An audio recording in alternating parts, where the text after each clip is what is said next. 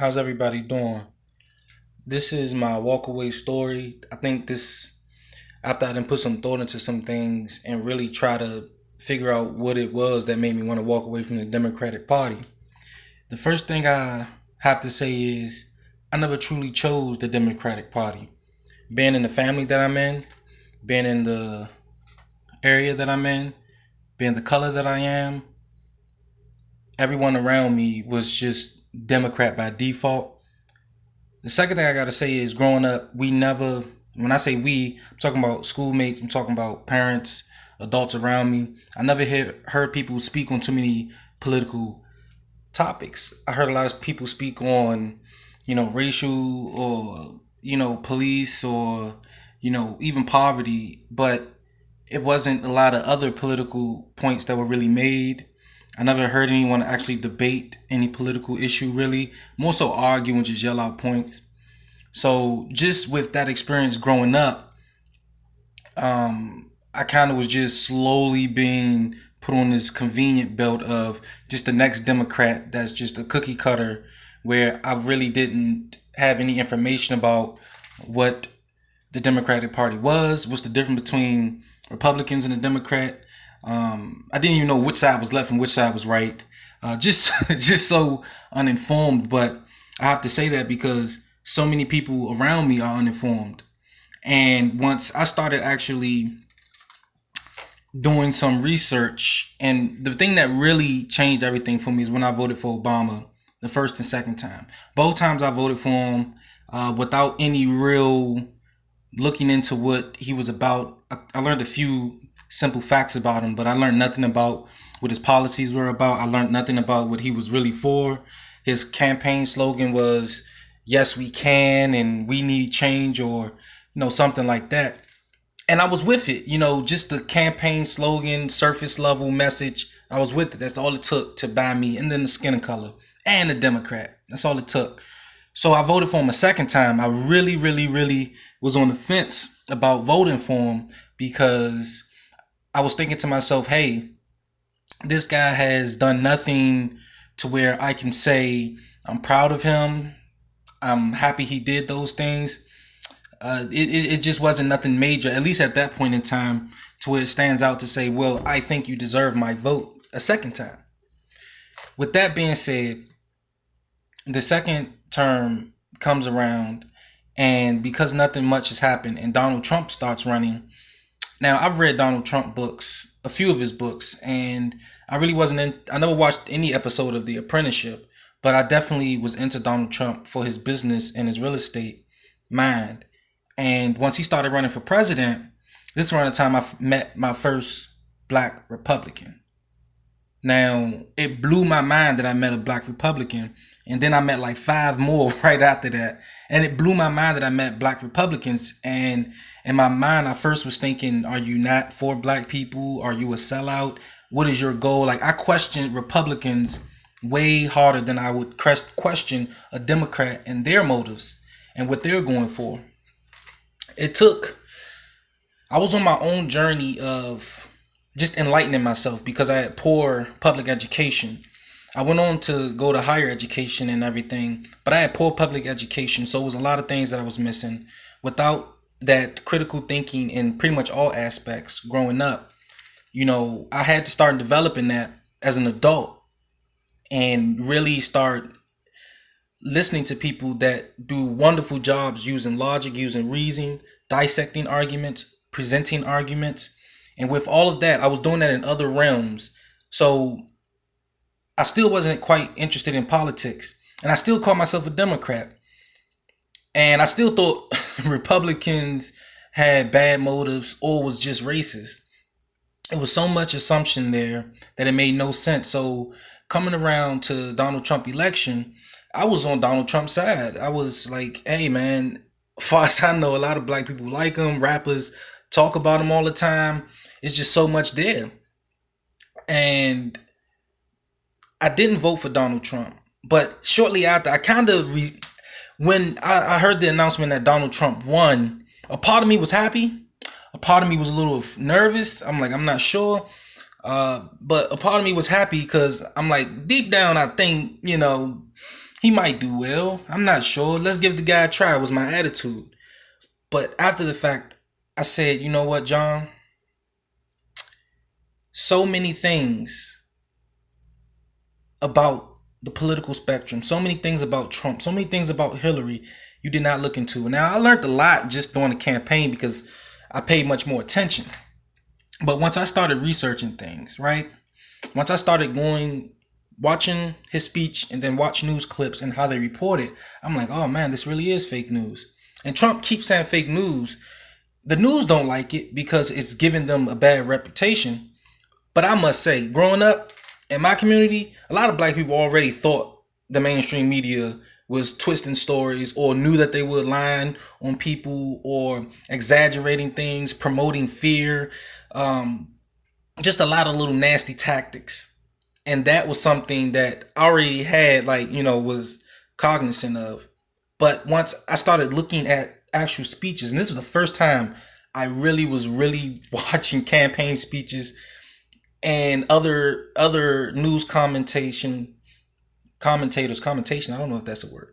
But what I'm saying is, once I started looking and paying attention and comparing and analyzing, my eyes were open quickly. My eyes were open. I was like, they got it out for this man. They're biased. They're not reporting truly. This is fabricated. So many things he said was taken way out of context. They over exaggerated on some of the things he did. I'm like, I know the president should be a really great person, but to be perfect, it's not real. And then they take every little thing and blow it out of proportion. And once he became president, it just got worse. Everyone was saying #resist. And I'm like, what are you resisting? He's the president now. How can you just resist that? But okay. And then that brings me side by side with a lot of hypocrisy that I was noticing in the black community as a black man.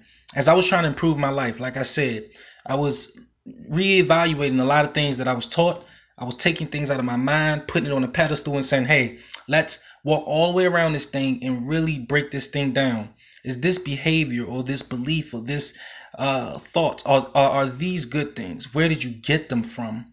How did it come to be? I really broke down these things to kind of rebuild myself because I didn't like the person that I kind of started, that the trajectory that I was going. I was so unhappy with it. And a part of that was just miseducation, brainwashing, bad ideas. So I started noticing a lot of bad things, not bad, but just hypocrisy.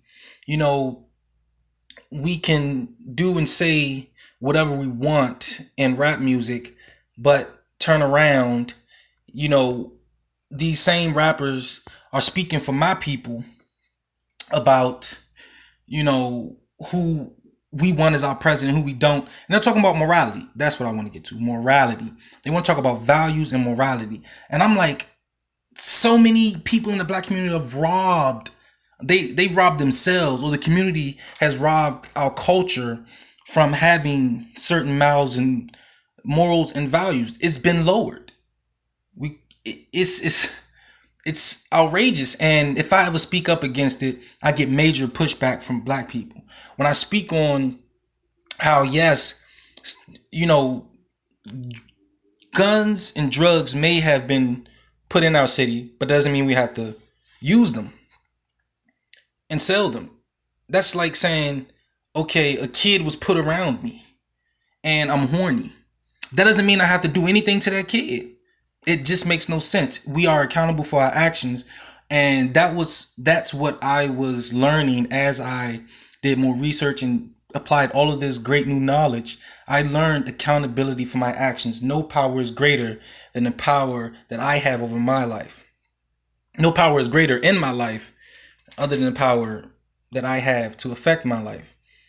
Not to exclude major powers that set the tone for your environment and whatnot, but I'm talking about the day-to-day things that are in your life. I say all of that to say, once I started noticing hypocrisy with the Democrats, like they'll keep calling Republican racist, but they'll condone racist slurs and name calling on the left. They'll constantly want Republicans to denounce some group, but they refuse to denounce bad people within their own group. They sit there and make satire or certain videos mocking Republicans or the right, but get super offended if the right do the same thing. It was just so many parallels that I just started noticing that were just uneven. I'm like, this is way off. And last but not least, after noticing all of these things, I started to define values for myself and morals for myself and what I wanted out of my life. So on a broader scale, I started applying that as well. What do I want, for my country? I started learning about my country, more about the past, so I can understand how we got to the future, especially wars in our relationships internationally and how we get our resources. Being a business major, I'm an accounting major, but going to business school, I learned about economics. I learned about how to account for many things. I really learned how to use statistics and how statistics can be skewed or used to present evidence differently or biasly. I used all of these things that I learned and say, okay, my country is letting in the most immigrants ever. Why are we bad if we hold out? And that's legally. So we're letting people in. So why are we bad for, controlling who comes in here illegally? And I seen that as a huge issue. No, I don't want that. It's just what I don't want. I thought about the economy, and I was learning about regulations and just the invisible hand, right? And I was just like, whoa, an invisible hand is, I'm not to teach anybody anything, but that's the market, everyone doing what's in their best interest overall is what's in the best interest, in theory, at least, for the entire country or, the wider market. And after learning all these specific things, I'm like, my values align more with conservatives. And those are some of the more controversial topics. But I'm listening to what Hillary is saying. I'm listening to what Bernie is saying. I'm listening to what they're saying. I'm like, I'm not for those policies. A lot of things that I thought were policies that were good for blacks were actually harmful for blacks as well. And it came from the Democrats. I learned about the KKK being, started from the Democrat side. And it's just so many parts of this. And I'm just like, not only that, everyone wants Republicans to constantly, or white people to constantly be apologetic about slavery, even though none of them were involved in that back then. But at the same time, I'm not hearing Democrats constantly apologizing and, saying that we're no part of the KKK anymore and we're not affiliated anymore, and just really bringing home that message. That's not the message they give. They just slander the Republicans, and that makes them look better. Not only that, I like how people on the right are way more open for conversation. They're way more open for dialogue where you can get somewhere. Not to say people on the left are not, but it just gets to a point where when you break a conversation down to a point where you have to start giving examples, details, facts, statistics, and really pull together all the different areas, being consistent with how you apply certain things. Yes, conservatives and people on the right are way better at that. And I noticed the left breaks down at a certain level. It's a lot of surface level ideas, and that's just not going to get it done. I've learned how corporations work. I learned how business strategies are planned and implemented so much. And I didn't learn all of that just to go to Democrats and be like, so what we're going to do? We need change. Great. How are we going to do that? Free this and free that for everybody. Great. How are we going to do that? Tax more. Wait, whoa, what? And then what? That's going to slow the economy down. Wait, and then we're going to make... I'm just bad. No, I'm just saying no to a lot of it. And I'm saying no to a lot of hypocrisy. And I'm saying no to a lot of brainwashing. I'm saying no to mainstream media just twisting stories. I'm saying no to so much of it. And I'm just like, I gotta walk away. I can't do this. And what put the cherry on top is the way the left has been behaving since Trump has been president. You have Antifa out here being violent, provoking people. You have Black Lives Matter only caring about people that actually get in trouble with police or someone that has a run-in with police. But blacks are dying by the dozens, the hundreds, the thousands every year. I think Chicago as of now has topped 1,700 shootings this year. The children hospital got shot up. Hospital, 1 week in the hospital, just had to turn people away that was shot because they were so overcrowded with shooting victims. There's like a massacre. What do you call it? Mass shooting. There's like a mass shooting every week, every other week in Chicago, but no one in Black Lives Matter is trying to stamp this down. Now there's people in Chicago, after they wanted to be a Trump-free zone, now they're begging Trump to come in and do something. And this is why I gotta walk away from the left. It's just stupidity at its best. And then socialism. Great. Now we're gonna try to change the whole economic system. I'm not even going to get into why socialism is the last thing we should be doing. But with all that said, it's all of those reasons and many more that would make this video way too long to get into. I have to walk away from the left. Us blacks are being conditioned to think that we have to be Democrats. And I love that Candace Owens came out about how we need to think on our own and have that victor mentality. I love how Kanye has come out and just broke the mold for black people and broke the mold for those who just are in a vacuum sealed bubble of leftist media and they don't hear no voice from outside. And that's how I was until I heard voice from outside. And then I was able to better analyze both sides. And the Democrat is by far, at least right now, not the side that we should be leaning towards as we try to steer this country forward. I'm about unity. I want this country to get better. I want race relations to get better. I want international relationships to get better. I want America to keep building and becoming stronger.